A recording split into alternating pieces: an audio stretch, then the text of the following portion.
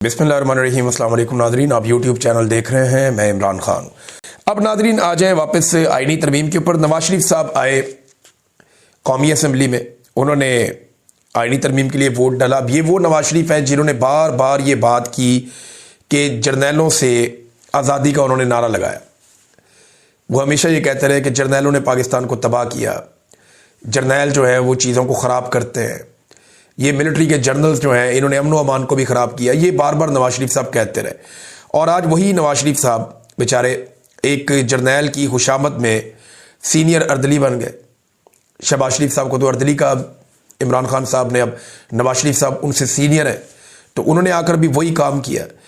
नवाज शरीफ के सामने एक बड़ी अजीब सूरत हाल तब पैदा हुई और मुझे बड़ा एम्बैरेसिंग लगा वो लम्हा, वो सूरत हाल, जब मियाँ नवाज शरीफ साहब वहाँ पे मौजूद थे और उनके सामने अपोजिशन के अरकान ये नारे लगा रहे थे कि ना वो भागा ना बीमार, कैदी नंबर 804।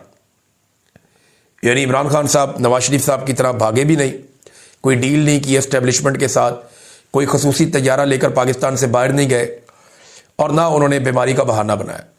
तो ना वो भागा ना बीमार, कैदी नंबर 804। मियाँ साहब को ये नारे सुनने पड़े। मुझे उन पर तरस भी आ रहा था कि 3 मरतबा का वज़ीर आज़म रहने वाला शख्स आर्मी चीफ को ताहयात मुरात और इस्तिस्ना देने के लिए ऐवान में आ रहा है, अदलिया को मुकम्मल तौर पे तबाह करने के लिए ऐवान में आ रहा है, सुप्रीम कोर्ट ऑफ पाकिस्तान को अमली तौर पे तकरीबन ख़त्म करने के लिए ऐवान में आ रहा है, जजेस को एक हुकूमत का मातहत इदारा बनाने के लिए ऐवान में आ रहा है। तो मैंने आपको 2 दिन पहले अर्ज़ किया था कि नवाज शरीफ साहब इस सारे गेम का हिस्सा है।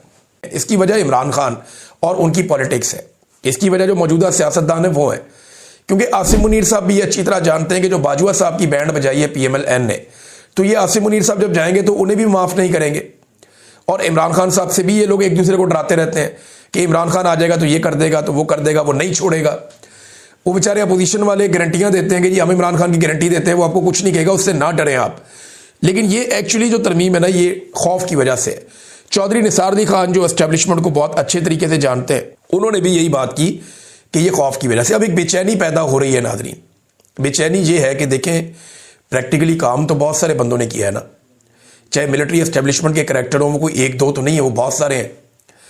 शहीद अरशद शरीफ के केस के अंदर भी 7 फौजी अफसरान के नाम है। जो धांधली वाला मामला है, पूरे मुल्क का मैंडेट चोरी हुआ, वो जाके सिकंदर सुल्तान राजा के गले में फंसेगा।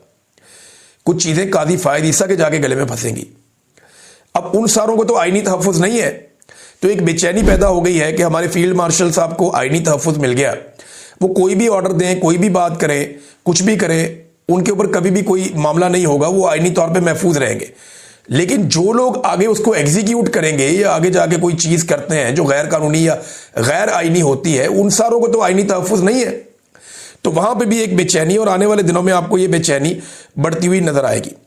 अब नाज़रीन, एक हनीफ अब्बासी साहब ने एक जुमला बोला और वो मैं समझता हूँ कि एक कत्ल की धमकी है एक तरह से, क्योंकि इमरान खान साहब पे जब पिछली मरतबा कातलाना हमला हुआ तो उससे पहले माहौल बनाया गया था। अब हनीफ अब्बासी साहब का जो जुमला है मैं आपके सामने रख देता हूँ। उन्होंने कहा अगर ये रवैया ना बदला तो ऐसा ना हो कि इनके लीडर की वक्त से पहले ही फातिहा पढ़ ली जाए। ये अब कत्ल की धमकी, फातिहा तो उसकी पढ़ी जाती है जिसका इंतकाल हो जाता है, कि अगर रवैया ना बदला। कौन सा रवैया है? वो कहते हैं हमें हमारे पॉलिटिकल राइट्स दिए जाए, वो ये कहते हैं कि हमें हमारा मैंडेट वापस किया जाए, वो ये कहते हैं कि जो जबरी तौर पे इंसानों को लापता कर रहे हैं, इंसानी हकूक़ की पामालियाँ कर रहे हैं, वो ख़त्म की जाए।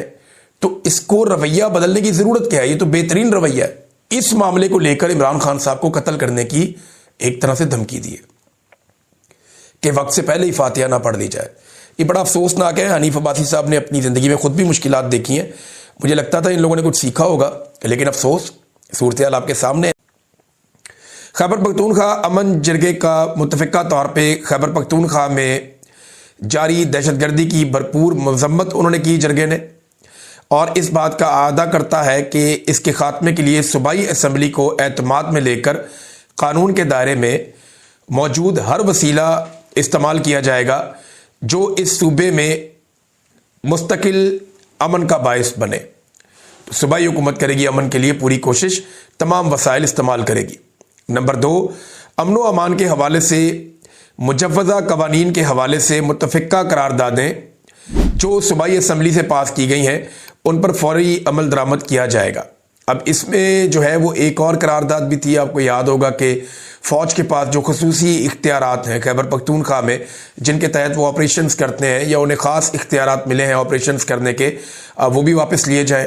तो ये करारदाद का जब आप तस्करा करते हैं तो एक्चुअली ये उसी से जाके जुड़ जाती है। नंबर 3, पुलिस और काउंटर टेररिज्म डिपार्टमेंट दाखिली सलामती की क़यादत करेंगे और ज़रूरत के मुताबिक आइनी तौर पर बाकी इदारों से मावनत तलब कर सकते हैं, जबकि सूबाई हुकूमत खैबर पख्तूनख्वा इस मखदूश अमन व अमान की सूरत हाल में पुलिस और CTD को खसूसी माली मावनत फराम करेगी। ये बड़ा पॉजिटिव है कि पुलिस कमांड करे, इख्तियार जो है वो पुलिस के पास, फ्रंट पे पुलिस रहे, क्योंकि पब्लिक डीलिंग में पुलिस सबसे बेहतर इदारा है।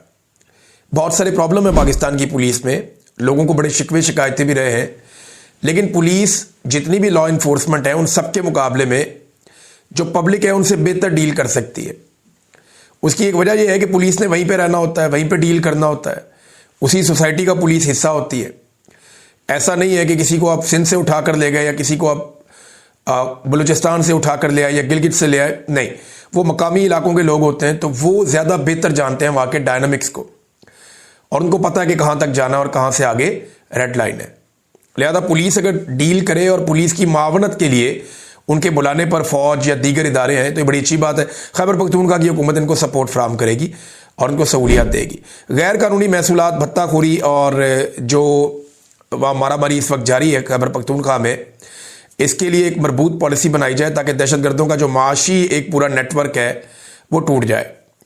खैबर पख्तूनख्वा बिलखसूस शोरिश ज़दा इलाकों में मादनियात की जो गैर कानूनी निकासी है इसका खात्मा किया जाए।